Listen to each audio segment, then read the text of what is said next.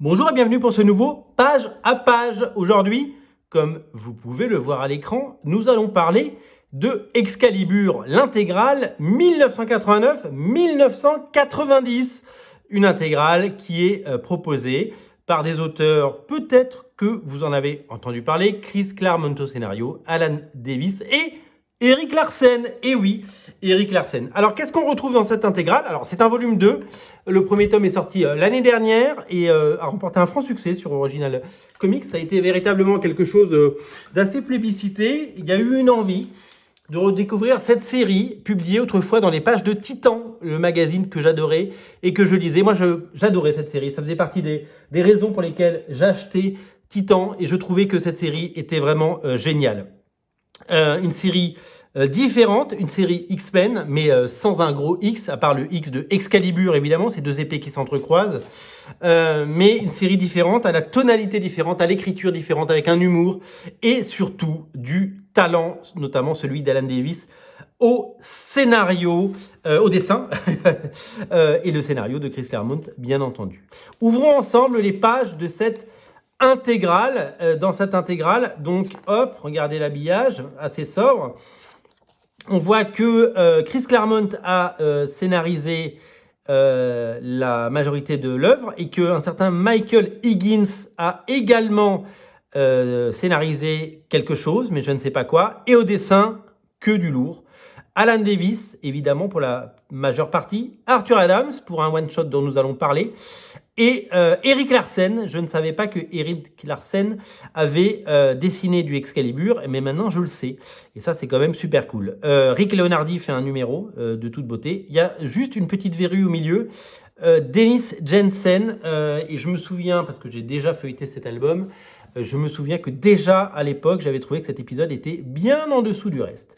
Alors, voilà l'habillage. On retrouve dans ce récit non seulement les épisodes 12 à 19 de la série Excalibur, mais on trouve également un one-shot qui s'appelle Mojo Mayhem en anglais, Mojo Circus en français, et qui est absolument génial. Il est dessiné par Arthur Adams, on y vient, on y court, et on trouve des épisodes de Marvel Comics présentes, 31 à 38, puisque ce sont des épisodes parus dans une anthologie qui s'appelait Marvel Comics Présente, et que je ne connaissais pas du tout. Je n'avais jamais vu ces épisodes.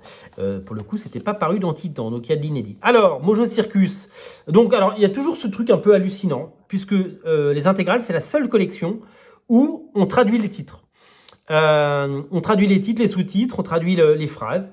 Et donc là où c'est quelque chose qu'on ne voit pas sur les couvertures, c'est pas traduit, mais là ils traduisent et donc ils font appel à un graphiste qui refait les polices et les machins. Et ça n'apparaît pas sur les autres bouquins, sur les Deluxe, sur les 100%, sur les Omnibus. C'est juste pour ces intégrales. Ils refont, je ne sais pas pourquoi. C'est une tradition, c'est un usage. J'ai jamais compris pourquoi. Un one-shot qui met en scène les X-Babies qui essaient de s'échapper du Mojo World, scénarisé par Chris Claremont, dessiné par le fabuleux Arthur Adams, qui nous fait des magnifiques X-Babies, personnages créés par le Mojo, qui évidemment les voit s'échapper et qui veut les retrouver. Donc il demande à lui, à l'agent, de les récupérer. Et donc ces X-Babies vont être transportés sur la planète Terre et dans notre dimension et vont atterrir pas très très loin des membres d'Excalibur et notamment Kitty Pryde.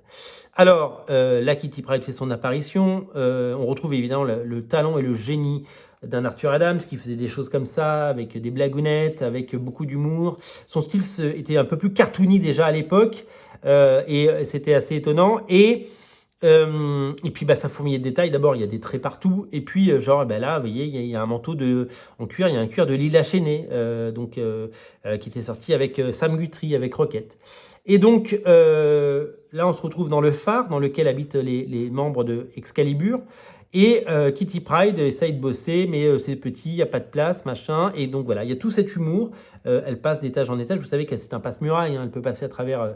Il y a Lockheed, il y a des détails partout, c'est chouette. Il y a Meghan. C'est super beau.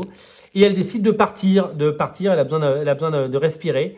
Et voilà. Alors là, on voit qu'elle a encore besoin de se concentrer. Vous savez qu'elle avait été blessée pendant d'un épisode des X-Men et qu'elle était devenue complètement intangible. Elle était revenue à une forme à peu près humaine. Elle avait réussi à contrôler tout ça. Mais elle avait de temps en temps du mal à se concentrer. Et donc, du coup, elle passe à travers les murs. Donc là, elle est dans son train de nuit. Elle va évidemment à son concert, elle a besoin évidemment d'un bol d'air, elle a besoin de s'éclater et elle va voir un groupe qui s'appelle les Catsloafing. Et donc du coup, c'est ça, c'est Catsloafing le groupe, je dis pas de bêtises, ouais c'est ça, Catsloafing. Elle fait un peu partie du groupe. Et quand elle se rend compte qu'elle se réveille dans son... alors qu'à l'époque, les X-Men sont censés être morts. Je vous rappelle que les X-Men sont censés être morts. Et en fait, Mojo voulait ces X-Men. Et donc, il a créé les X-Babies dans un autre épisode qui était évidemment génial et qui n'est pas un épisode d'Excalibur, donc qui n'est pas dans cette intégrale. Et donc, on revoit les X-Babies pour la nouvelle fois. Et ils vont à la rencontre de Kitty Pryde qui hallucine parce qu'elle voit des bébés de ses amis, des formes bébés, pardon, de ses amis en X-Men. Et donc, elle a son sweat et son slip. Et elle passe de wagon en wagon, c'est très drôle. Il y a des gens qui font l'amour, il y a des gens qui lisent, il y a des gens qui dorment. Et voilà, et c'est hyper dynamique. Voilà, c'est vraiment super chouette. Et elle finit par tomber dans l'eau. Les X-Men, les X-Babies la récupèrent. Le bébé Wolverine, il est génial. Et donc voilà. Donc, alors là, je crois que la blague en anglais, c'est... là, en français, il dit « J'ai vu Waterloo, mais jamais la lune ». Et je crois qu'en anglais, c'est I've seen London, I've seen France, I've seen acres of underpants. C'est un peu j'ai vu Paris et j'ai vu Londres et j'ai vu des kilomètres de sous-vêtements. Et c'est assez drôle la phrase en anglais, parce que je l'ai en anglais aussi, quelque part. Et donc, du coup, allez, donc, là, chacun lui file un élément pour qu'elle puisse se créer un costume. C'est assez rigolo. Et puis, quand elle tousse, elle se dématérialise parce que, comme je vous dis, elle a du mal à se contenir. Et donc, elle va accompagner pendant tout cet épisode les X-Babies et qui, évidemment, vont être pourchassés par l'agent. Et l'agent, il doit faire signer les X-Babies pour qu'ils redeviennent sous le contrôle de Mojo. Donc c'est assez drôle. Donc du coup, plein de subterfuges sont trouvés pour que on trouve tout ça. Alors j'avais adoré cet épisode et je me souviens de cette page qui me dit mais c'est pas du Arthur Adams, c'est hyper... Alors soit cette page il l'a fait en 10 minutes, soit c'était une page... Enfin, cette page est complètement hallucinante, on dirait pas du Arthur Adams. Elle est complètement bâclée et je me souviens déjà à l'époque, je me dis mais pourquoi cette page est comme ça? J'aimais déjà Arthur Adams.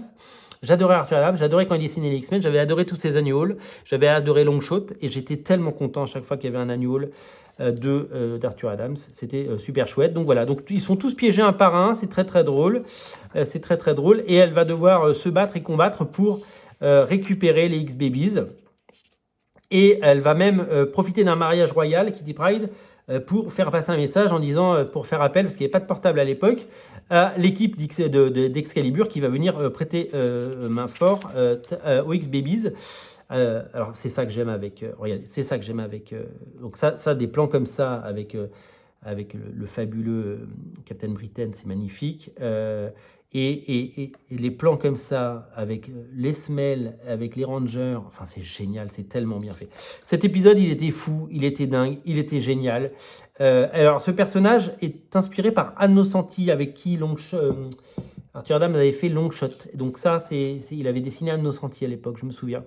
Et donc voilà, donc ça c'était vraiment un épisode absolument génial. Et là on passe aux épisodes de Marvel Comics Presents que je ne connaissais pas et donc qui sont dessinés par Erik Larsen. Alors c'est un Erik Larsen de 1989, c'est pas encore le grand Erik Larsen de Spider-Man, mais j'adore Erik Larsen, donc c'est tellement chouette de voir du Erik Larsen dans ces pages. Alors il n'y a pas que, peut-être pas que Erik Larsen, mais si c'est Erik Larsen.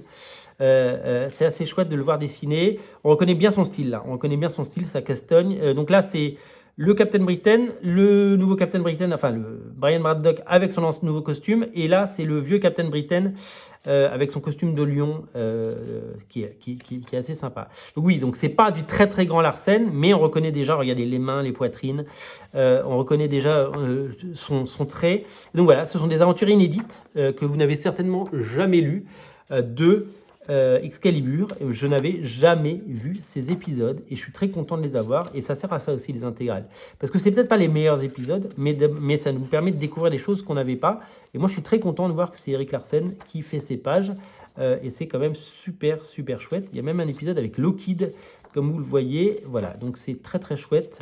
Et je suis super fan de tout ça. Il y a Arcade, il y a évidemment donc les membres d'Excalibur, etc. Alors, on arrive dans une période qui est absolument fabuleuse, qui s'appelle donc les voyages temporels en version française. En anglais, ça s'appelle The Cross Time Caper Part 1, Part 2, Part 3. Le concept est simple. Les membres de Excalibur, donc que vous connaissez, vont voyager dans le temps. Alors là, on est dans une époque médiévale, mais il a un Walkman. Hein. Un Walkman, c'est l'ancêtre de votre téléphone avec des AirPods. Ils voyagent dans ce train un peu du Troisième Reich. Et ils vont passer d'époque en époque. Et chaque épisode est un épisode unitaire qui regorge d'idées, qui fourmille de choses intelligentes et qui est absolument magnifiquement illustré. Donc là, ils arrivent dans une époque donc médiévale mais moderne, et en fait, ils sont dans des mondes parallèles. En fait, ils sont dans des mondes parallèles ou même dans l'espace, vous le verrez tout à l'heure. Et donc on découvre à chaque fois, ils essaient d'enquêter sur ce monde-là, résoudre un problème. Essayer de délivrer leurs amis qui ont été là vous le voyez qui ont été pris par un gros méchant et donc du coup à chaque fois on se retrouve dans une situation où ils doivent sauver le monde, mais ils pètent tout, et donc ça crée des situations géniales. Et puis alors, à chaque fois, il y avait ces pin-up absolument magnifiques. Là, on a Saturnine qui est génial. Donc là, ils sont toujours dans leur époque médiévale. Nouveau costume pour Captain Britain, absolument magnifique. Ce dessin est flamboyant. Il n'a pas vieilli. Hein. Ce dessin, il a 32 ans et il n'a pas vieilli. Il est magnifique. Regardez comme c'est beau. C'était d'une richesse folle. C'était d'une beauté sans nom. Il y avait tous ces personnages qu'on avait découverts. Si vous avez lu l'omnibus Captain Britain, tous ces personnages ont déjà fait leur apparition dans Captain Britain par Chris Claremont et par Alan Davis 10 ans plus tôt. Et donc, du coup, c'est absolument génial de tous les retrouver. Kitty Pryde qui est donc promise à un mariage. Ils retapent leur train avec comme locomotive un dragon. Enfin, c'est génial. Il y a des idées partout. C'est absolument génial. Donc là, il passe 2 épisodes dans cette époque ou dans ce truc. Regardez, c'était des Liacons, c'est ça? Je me trompe pas de nom. Voilà, cette couverture qui a servi de couverture à l'intégrale. Donc là, ils sont dans ce monde-là. Et je crois que très très vite, ils vont être happés dans un nouveau univers. Ah oui, parce que, ça, je me souviens, ça y est. Phoenix touche Bidule. Bidule se charge d'énergie et pouf! Et là, ils se téléportent dans une nouvelle dimension. Ils arrivent à côté de leur phare, ils se disent on est rentré chez nous, mais non, pas du tout. Il y a une énorme vague. Elle crée des sarcophages. Elle essaie de regarder. Et donc là, il y a Rick Jones des Avengers. Et ils sont dans une autre dimension dans laquelle Hulk est un bébé. C'est très drôle. Meghan a son nouveau costume. Ça y est, elle a son nouveau costume à partir de là. C'est vrai, j'avais oublié. Donc voilà, dans un monde qui ressemble au leur, mais qui n'est pas tout à fait le leur. Et donc à la fin de l'épisode, eh bien, ils repartent dans un nouveau monde. Là, on les voit au Far West avec Captain Britain en cow-boy. Voilà. Donc ils passent vraiment, ils sautent d'une dimension à l'autre et c'est génial. Moi, le plaisir, on avait un numéro par mois, hein, donc le plaisir, regardez. Là, sorte de Dracula avec Meghan, avec Diablo, Kitty Pryde qui était sexy comme jamais. Parce que Kitty Pryde, il faut savoir que quand elle était dans les X-Men, c'était un peu une adolescente. Et là, d'un coup, elle devient femme. Et ça devient absolument magnifique parce qu'on était tous un peu amoureux d'elle ado, quand on était nous-mêmes ados. Et puis d'un coup, elle devenait sexy. Et donc ça, c'était quand même super chouette. Donc voilà, ces épisodes avec des variations là, c'est une Captain Britain au féminin. Et puis l'épisode se termine sur un cliffhanger génial. Ils ont atterri dans un endroit, mais ils ne savent pas où. Et on va arriver sur un épisode que j'adore, le Kurt Wagner, Seigneur de guerre. Donc dans un monde où... qui reprend un petit peu, vous savez, ce récit complet Marvel qui s'appelait Diablo, qui était dessiné et scénarisé par Dave Cockrum, dans lequel il y avait plein de petits Diablos aussi. Il était un peu chef pirate et il vivait ses rêves. Et là, il peut se battre, il peut chorégraphier, c'est magnifiquement illustré. Et donc dans un monde peuplé de personnages bleus comme lui, et ses amis sont prisonniers. Il va devoir évidemment les délivrer, voilà. Et donc, je me souviens de ces scènes-là qui étaient hyper, hyper, hyper sexy, ça, c'était magnifique. Elle avait une robe, elle rentre dans l'eau, la robe, elle reste là, et donc elle est nue, et hop, elle vient embrasser Diablo. Qu'est-ce que c'était chouette! Qu'est-ce que c'était chouette, c'était beau, c'était vraiment des émois magnifiques. Vraiment, Alan Davis, quel auteur, quoi. Vraiment, quel auteur. Et donc voilà, donc Diablo se rend compte que finalement on lui a menti, il décide de libérer tout le monde, et donc ils sont sur cette espèce de planète qui pense être une dimension fabuleuse, et on découvrira plus tard dans le deuxième numéro qu'ils sont dans un monde peut-être qu'ils connaissent. Voilà, donc regardez toutes ces incarnations des X-Men là, comme c'est beau ça. C'est vraiment des choses étonnantes. Quel génie, quoi. Il était vraiment au-dessus. Vous vous rendez compte que ces épisodes ont plus de 30 ans. Les combats à l'épée, c'était de l'aventure, c'était de l'humour, c'était génial, quoi. C'était vraiment époustouflant. Moi, quand je lisais ça tous les mois, je me disais, mais quelle inventivité! On ne lisait pas ça dans les autres séries X-Men, et que j'aimais, hein, d'ailleurs, hein. Mais elles étaient magnifiques. Alors, il y a un petit côté... John Carter, hein, vous savez, le Warlord of Mars, il y a un côté parodique, et on se rend compte quand ils s'en vont là, dans leur train qui est bien amoché, que finalement ils étaient sur une planète avec le professeur Xavier et les Starjammers, et du coup il y a Corsair, il y a Binary, il y a tout le monde, et en fait, alors qu'à l'époque le professeur Xavier, on ne savait pas où il était, donc ils auraient pu le croiser, mais ils ne l'ont pas croisé. Alors, là, c'est un épisode qui n'est pas dessiné par Chris Claremont, c'est donc le Dennis Jensen, donc toujours le même délire d'être dans une dimension parallèle, mais d'un coup c'est un peu bizarre parce que il croise les personnages de Dirty Pair, donc il y a un côté un peu parodique, et du coup ils se tendent un peu vers le manga, vous voyez, donc mais alors, ils ont fait du manga de 89, hein, du manga de 1989-90, donc les Américains évidemment ont grossi le trait, voilà. C'est pas mon épisode préféré. C'est un peu l'épisode qui est un peu moins bien dans l'album, mais bon, qu'importe. Et donc après, on termine avec... donc là, ils sont à Madripour, et nous sommes donc sur cet épisode magnifique dessiné par Rick Leonardi. Alors, Rick Leonardi, c'est un dessinateur flamboyant, donc c'est la suite, hein, on a encore les personnages de Dirty Pair qui sont là. Rick Leonardi, il a dessiné pas mal d'épisodes des X-Men. Alors, il faut savoir qu'à une époque, il dessinait un épisode sur deux quasiment des X-Men, avec Marc Silvestri. Il y avait 2 numéros par mois, et il y en avait un par Marc Silvestri, un par Rick Leonardi, et c'était génial. J'adorais son style un peu haché. J'ai la chance de posséder une planche originale et qui est vraiment géniale. Alors ça, je me souviens, c'est Dazzler, non, qui transforme le son en lumière, et comme il n'y a pas de son, bah, elle tire et il n'y a rien qui sort. C'est très très drôle. Donc ça, c'est très chouette. Oui, en fait, elle se transforme en d'autres personnages, et finalement, donc elle se transforme en Havok. Voilà, ou puis après en Tornade, en fait, elle se transforme en tous les X-Men. J'adorais Rick Leonardi, je trouvais ça absolument magnifique. Voilà pour cette intégrale qui est